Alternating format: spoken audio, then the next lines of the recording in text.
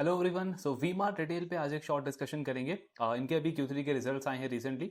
Numbers overall ठीक है, मतलब बिजनेस अपडेट भी हमने इनका सेल्स ग्रोथ का नंबर डिस्कस किया था। फिर रिजल्ट में आप देखोगे तो प्रॉफिटेबिलिटी भी इंप्रूव हुई है, मार्जिन्स कंपनी के इंप्रूव हुए हैं वाई लेवल पे, पैट का ग्रोथ भी ठीक ठाक आया है। मेन हम फोकस करेंगे कि क्या स्टोरी चल रही है वी मार्ट की, मतलब क्यों इसको हमको रडार पे रखना चाहिए, क्या कुछ इंटरेस्टिंग चल रहा है एंड आगे का ओवरऑल प्रॉस्पेक्ट्स कैसे लग रहे हैं इस बिजनेस के। तो वी मार्ट का मेन चैलेंज तो वही था जो प्री कोविड इन्होंने दो एक्विजिशंस करे थे। एक अनलिमिटेड का इन्होंने एक्विजिशन किया क्योंकि वी मार्ट नॉर्थ में स्ट्रांग था लेकिन साउथ में इनको एक्सपैंड करना था, तो अनलिमिटेड साउथ का ब्रांड उसको इन्होंने एक्वायर किया। फिर ई कॉमर्स में जो इनका बिजनेस है अभी लाइम रोड का, उसका एक्विजिशन कंपनी ने किया था। तो एक तो एक्विजिशन के जस्ट बाद आपका कोविड आ गया, तो एक दो साल वैसे ही ये जितने भी रिटेल बिजनेसेस हैं काफ़ी खराब गया इनके लिए। प्लस दूसरा वी मार्ट ने ना काफ़ी सारे मिस्टेक्स करे ये अपने इन दोनों ब्रांड के साथ में। अनलिमिटेड में उन्होंने क्या किया कि जो प्राइसिंग थी वो काफ़ी ज़्यादा रखा। बेसिकली उन्होंने स्टोर लोकेशन भी कुछ कुछ अपने मेट्रो सिटीज़ में, टीयर 1 सिटीज़ में ओपन करे। और मेन आप वी मार्ट को देखोगे तो टियर 2, टियर 3, टियर 4 सिटीज़ में इनके खुद के स्टोर्स होते हैं, लेकिन वहाँ पे साउथ में इन्होंने थोड़े से, मतलब आपके जो प्राइम लोकेशंस होते हैं वहाँ पे इन्होंने स्टोर ओपन किया और उसकी वजह से आपको प्राइसिंग भी ज़्यादा रखना पड़ा। तो जो कोर फिलोसफी थी वी मार्ट की, वैल्यू फैशन की, वो एक उससे एक तरीके से ये डीरेल हो गए। दूसरा कंपनी का जो ई कॉमर्स वाला बिजनेस था लाइम रोड का, वो टिपिकल ई कॉमर्स बिजनेस ये बिल्ड कर रहे थे, मतलब जैसे मिंत्रा है, अमेजोन, फ्लिपकार्ट है। तो उसके लिए कंपनी को मतलब एक्सपेंसेस बहुत करने पड़े, कैश बर्न बहुत हुआ मार्केटिंग के ऊपर, एडवर्टीजमेंट के ऊपर, इन्फ्लुएंसर्स के साथ में, सेलिब्रिटीज के साथ में, तो वहाँ पे काफ़ी ज़्यादा कैश बर्न हुआ। प्लस कंपनी ने सीओडी ऑप्शन भी दिया था टिपिकल ई कॉमर्स कंपनी की तरह। तो सीओडी में क्या होता है इनिशियली, मतलब आपके फेक ऑर्डर्स बहुत आते हैं, कस्टमर जो है वो मतलब ऑर्डर कर देता है, बाद में वो मतलब डिनाई कर देता है ऑर्डर रिसीव करने से, तो आपका लॉजिस्टिक का कॉस्ट बढ़ जाता है, वेयर हाउस का कॉस्ट बढ़ जाता है। तो ये सारे कंपनी का जो 2-3 साल था ना वो बहुत खराब गया। हालांकि प्री कोविड जो है वी मार्ट अच्छा करता था, इनका अगर आप ग्रोथ देखोगे तो 20, 25, 30% से ग्रो करते थे, मार्जिन भी ठीक बनता था। आप इनका रिटर्न रेशियो देखोगे तो वो भी अच्छे थे। लेकिन ये जो 2-3 साल इन्होंने ये सारी चीज़ें करी, इससे बिजनेस बिल्कुल ख़राब चला गया, लॉस में हो गया। अभी इस साल कंपनी मतलब फुल ईयर पे पैट पॉजिटिव होगा इनका। उससे पहले तो कंपनी मतलब लॉस में थी। तो पिछला 2-2.5 साल वी मार्ट ने बेसिकली ना पूरा रीस्ट्रक्चरिंग किया है, मतलब जो जो चीज़ें इन्होंने ख़राब करी थी उसको इन्होंने ठीक किया। अनलिमिटेड का लगभग 30 से 40% इन्होंने प्राइसिंग कट किया है, मतलब जिस प्राइस पे ये पहले बेचते थे और आज जो प्राइसेस हैं 30 से 40% उसको इन्होंने रिड्यूस किया। लेकिन उसके बाद भी आप देखो प्रॉफिटेबिलिटी इंप्रूव हुई है। मतलब ऐसा नहीं कि मैंने प्राइस कट किया सिर्फ डिमांड लाने के लिए, कस्टमर्स को लाने के लिए डिस्काउंट मैंने दिया। प्राइस कट किया, डिमांड मेरे मतलब स्टोर के अंदर आया, फुटफॉल मेरा बढ़ा, और ओवरऑल मैंने स्टोर लेवल ऑपरेटिक्स को, मतलब ऑपरेशंस को मैंने मैनेज किया, तो मेरी प्रॉफिटेबिलिटी इंप्रूव हुई है। मार्जिन आप देखोगे पहले बीच में इनके 8, 9, 10% पे हो गए थे। अभी जो 9 मंथ्स गए हैं इसमें 13% के बिट्टा मार्जिन इन्होंने रिपोर्ट करें। तो अनलिमिटेड की प्रॉफिटेबिलिटी भी इंप्रूव हुई है एंड ग्रोथ भी वहां पे आना स्टार्ट हुआ है। दूसरा जो उनका लाइम रोड वाला जो बिजनेस था ई कॉमर्स का, उसमें कंपनी ने वो कैश बर्न बिल्कुल बंद कर दिया, उसका मॉडल एक्चुअली इन्होंने चेंज कर दिया। पहले तो मतलब वो सिर्फ ई कॉमर्स एक अलग से ब्रांड बनाने पे फोकस था। अब कंपनी ना इंटरनली एक एक अच्छी इन्होंने सिनर्जी बिल्ड करी है ये तीनों ब्रांड्स के साथ में। तो लाइम रोड का अब एक एक फोकस है, मतलब एक प्लेटफॉर्म की तरह, कि जो वी मार्ट के स्टोर के अंदर, अनलिमिटेड के स्टोर के अंदर जो इन्वेंट्री वहां पे पड़ी है, जो कलेक्शंस वहां पे पड़े हैं, उसको वो वहां पे प्रमोट करता है। मतलब मेनली इन्वेंट्री चर्न जो है उसको फास्ट करने का काम करता है इनका लाइम रोड वाला बिजनेस। तो वहां पे मार्केटिंग स्पेंड मतलब बिल्कुल रुक गया, इनका कैश बर्न रुक गया। दूसरा जो सीओडी ऑप्शन कंपनी पहले देती थी वो बंद कर दिया है। अब लाइम रोड पे सिर्फ इनका प्रीपेड ऑर्डर्स है, मतलब कस्टमर पहले पे करेगा तब उसको वो ऑर्डर वहां से डिलीवर होगा। अब इससे क्या होगा, आपके फेक ऑर्डर जो है वो रुक गए, आपका जो रिटर्न कैंसिलेशन है वो काफ़ी कम हो गया, क्योंकि कस्टमर अब देख समझ के ऑर्डर करता है कि साइज़ वगैरह मेरे अकॉर्डिंग है, कलेक्शन डिज़ाइन जो मुझे एक्चुअली में चाहिए, वो सारी चीज़ें चेक करके फिर वो ऑर्डर करता है, क्योंकि उसको पहले पे करना है। तो ये सारे कॉस्ट इनके कम हुए। लाइम रोड का अगर आप लॉसेस देखोगे तो 60% अब कम हो चुके हैं, एंड मैनेजमेंट का कहना है आने वाले टाइम में वो बहुत जल्दी ब्रेक इवन के आसपास आ जाएगा।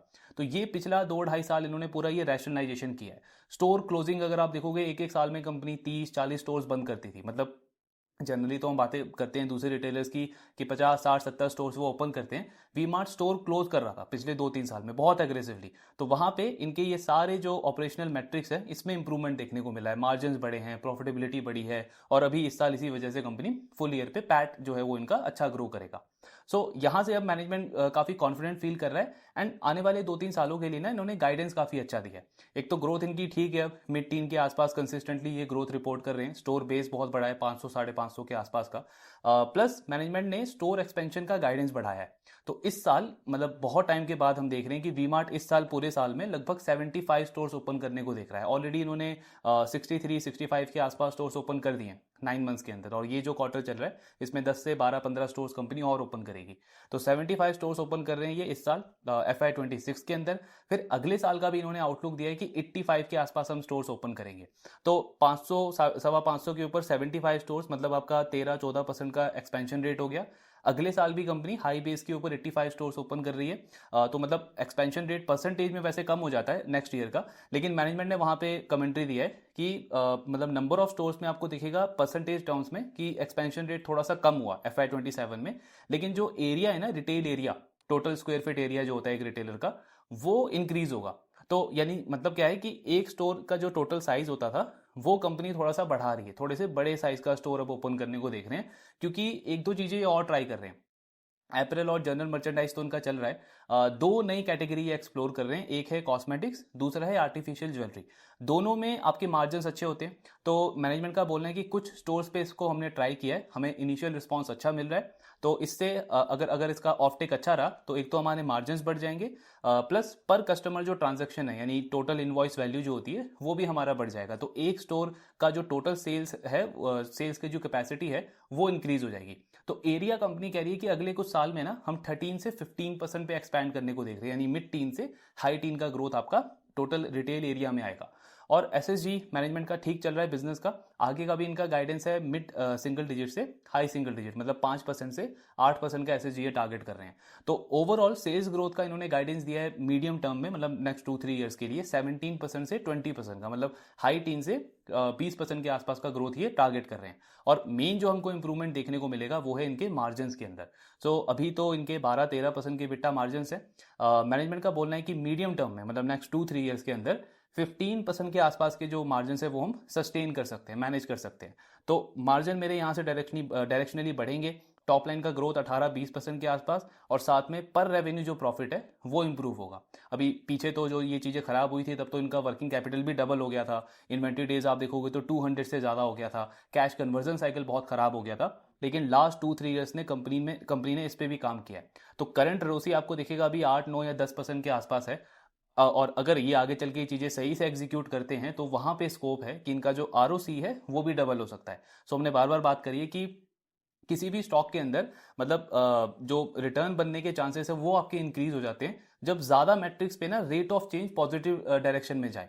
तो जैसे इनका सेल्स ग्रोथ का रेट ऑफ चेंज बढ़ रहा है, SSG तो चलो मेंटेन है, लेकिन मार्जिन्स में रेट ऑफ चेंज आगे इंप्रूव होने का चांस है। सिमिलरली प्रॉफिट में रेट ऑफ चेंज इंप्रूव होने का चांस है, और उसकी वजह से जो आपका मेन मेट्रिक है रोसी, उसका भी रेट ऑफ चेंज जो है वो काफी अच्छे से इंप्रूव हो सकता है नेक्स्ट 2-3 ईयर्स के अंदर। तो ये सारी चीजें काफी अच्छी लग रही है वी-मार्ट के लिए। प्लस अगर आप इसमें वैल्यूशन देखोगे तो अभी 38-39 के आसपास का PE है इसका। EV टू बिट्टा पे भी अगर हम इसको कंपेयर करें तो पूरी इंडस्ट्री से काफी नीचे लेवल पे स्टॉक ट्रेड कर रहा है। एंड दोनों ट्रिगर है, मतलब एक तो अर्निंग ग्रोथ भी है और अर्निंग की क्वालिटी भी अच्छी है ना, मतलब आप अगर बैलेंस शीट देखोगे बिल्कुल डेट फ्री है। और मैनेजमेंट का कहना है कि आगे जितने भी हम स्टोर मतलब ओपन करेंगे, एक्सपेंशन जितना भी होगा वो सारा इंटरनल एक्रूवल से होगा। तो ना हम डेट लेंगे, ना ही हम इक्विटी डाइल्यूट करेंगे। तो अर्निंग की क्वालिटी भी अच्छी है, अर्निंग ग्रोथ भी ठीक ठाक आएगा, साथ में मेरे रिटर्न रेशियोज भी इंप्रूव होंगे। तो ये सारे मैट्रिक जो हैं वो ठीक लग रहे हैं वी-मार्ट के आज के टाइम पे। हालांकि मतलब अगर आप वो पूरे सेक्टर की बात करोगे तब तो ऑफकोर्स V2 बहुत अच्छा लगता है, क्योंकि V2 का हो सकता है मुझे अभी PE देखने में ज़्यादा महंगा लगे कि 70-80 का PE है या EV टू बिट्टा काफ़ी ज़्यादा है, लेकिन वो हो गया कि आप सिर्फ अभी H1 के बेसिस पे देख रहे हो। अगर उसको भी आप पूरे FY26 FY27 के बेसिस पे देखोगे तो ऑटोमेटिकली V2 का जो ओवरऑल डील है वो काफ़ी लुक्रेटिव लगता है। लेकिन पॉइंट क्या है कि जिस तरीके की मतलब मार्केट में हम वोलेटिलिटी आप बोल लो या फिर जो जो चीज़ें चलती हैं मार्केट में, उसमें आई फील कि किसी सेक्टर में जहां पे आपको पूरे इंडस्ट्री में ग्रोथ अच्छी दिख रही है, जैसे वैल्यू फैशन रिटेल इंडस्ट्री अगर आप देखोगे तो पूरी इंडस्ट्री एक्सपेक्टेड है मिड टू हाई टीन से ग्रो करेगी आने वाले टाइम में। तो यहाँ पे आई मीन थोड़ा सा ज्यादा कंफर्ट लगता है कि अगर मैं दो प्लेयर के साथ में बैट करूं, जैसे एक तो V2 तो है ही ऑफकोर्स, वो तो मार्केट लीडर है, लेकिन उसके साथ में एक और अगर ऐसा प्लेयर मिल जाए जहां पे वैल्यूएशन थोड़े से कंफर्टेबल हो और रेट ऑफ चेंज जो है वो ज्यादातर मैट्रिक में पॉजिटिव डायरेक्शन में जा रहा है, तो जहां से एक अच्छा अपसाइड दिखता है, वैल्यूएशन री रेटिंग भी और साथ में अर्निंग ग्रोथ भी, तो थोड़ा सा ना वो मार्जिन ऑफ सेफ्टी भी देता है। जैसे हम वो रिटेल ज्वेलरी में बात करते हैं कि पीएन गाडगिल है, कल्याण ज्वेलर है, अभी तो सेनको जो है वो भी काफ़ी अच्छा करने लग गया है, तो वहाँ पे भी आपके पास में 2-3 ऑप्शंस है। फिर आप देखोगे जो ये को वर्किंग स्पेस है, वहाँ पे भी आपके पास में 2-3 ऑप्शंस है। तो जिस इंडस्ट्री में एक्सपेक्टेड है कि ग्रोथ अच्छी रहने वाली है, mid to high single digit में, sorry mid to high teen के अंदर, तो वहाँ पे थोड़ा सा ज़्यादा मतलब ये कंफर्ट देता है कि अगर मैं अपने पोर्टफोलियो में एटलीस्ट 2 प्लेयर के साथ में उस पूरे थीम को प्ले करूँ, क्योंकि दोनों ही छोटे प्लेयर हैं। वी मार्ट का भी आप मार्केट कैप देखोगे तो अभी वही 5-6 हज़ार करोड़ के आसपास ही है, और ये रेट ऑफ चेंज जो है ये मेन ट्रिगर होगा वी मार्ट का। वी टू बाकी अगेन सेक्टर का लीडर तो वो तो है ही। तो ये सारी चीज़ है। इसके साथ में बजाज स्टाइल भी है, उसके भी जब रिजल्ट आएंगे उसको भी डिस्कस करेंगे। बाकी हाँ, ट्रैक पे तो हमको रखना ही है कि इसका भी एग्जीक्यूशन बिल्कुल सही जाना चाहिए आने वाले क्वार्टर्स में। और जिन कंपनीज के रिजल्ट आएंगे उनको डिस्कस करते रहेंगे। आपके जो भी डाउट्स हैं शेयर करते रहिए। Thank you very much.